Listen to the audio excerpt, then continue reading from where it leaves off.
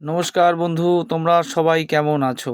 আবার একটি ভূতের গল্প নিয়ে আমি এসেছি। আমার গল্প কোনো বাস্তবের সাথে কোনো মিল নেই। কেউ সিরিয়াস নেবে না। এটা হান্টেড একটা ভূতের গল্প। এটা কলকাতার একটা ঘটনা। অনেক দিন আগে, এটা তোমার 2000 সালের ঘটনা। তখন একটি নামকরা বাসের স্ট্যান্ড, আমি নাম বলছি না,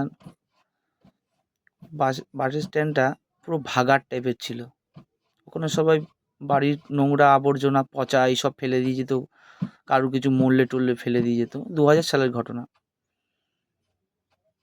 তখনই একদিন একটি রাতে আমারই একটি বন্ধু, আমারই একটি বন্ধুর বাবা আর আমার বন্ধু ওই পথ থেকেই রাত্রিবেলা নেমন্তন্ন খেয়ে শর্ট হবে বলে ওরা ওখান দিয়ে আসছিল। এই গল্পটি ওনাদের থেকেই আমার শোনা, তাই তোমাদের সাথে আমি শেয়ার করছি। খুব তাড়াতাড়ি যাচ্ছে হেঁটে হেঁটে।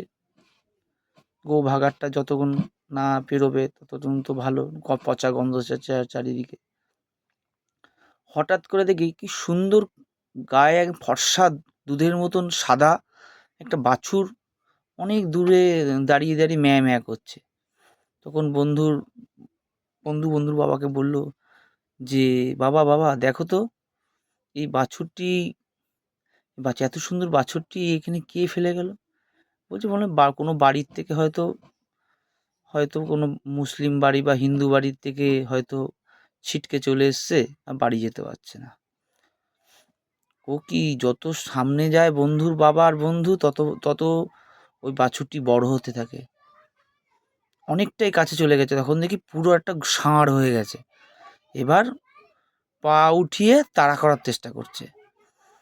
তখন বন্ধুর বাবা বলল, এই তো আমি শুনেছিলাম এটা এখানে ভূত থাকে, তাহলে এই ভূত, ওরে পালা তুই শিগগিরই। তখন বন্ধুর বাবার বন্ধু পেছন ঘুরে সব খাবারের মিষ্টি হাঁড়ি ফাঁড়ি ফেলে মানে ঊর্ধ্বশ্বাসে দৌড়িয়ে এক হিন্দুস্তানির বাড়ির সামনে দাঁড়ায়। তারপরে ভোরবেলা উঠে দেখে ওই হিন্দুস্তানি উনি পায়খানায় যাচ্ছিল। উঠে দেখে ওরা আমার বন্ধু আর বন্ধুর বাবা অজ্ঞান হয়ে পড়ে আছে ওর বাড়ির সামনেই, একদম পায়খানার পাশে একটা জায়গাতে। তা উনি যখন চোখে মুখে জল ফল দিয়ে বসিয়ে তারপরে সব ঘটনা শুনলো। তখন বললো, তুমি কোন পথ দিয়ে আসছিলে? বলে আমরা ওই পথ দিয়ে, ওটা তো ভাগাড়, রাত্রিবেলা ওখানে কেউ যায় না। যাই হোক, তুমি প্রাণে বেঁচে গেছো, আর কোনোদিন যেও না। নমস্কার বন্ধু, ভালো লাগলে লাইক কমেন্ট শেয়ার করো। ধন্যবাদ।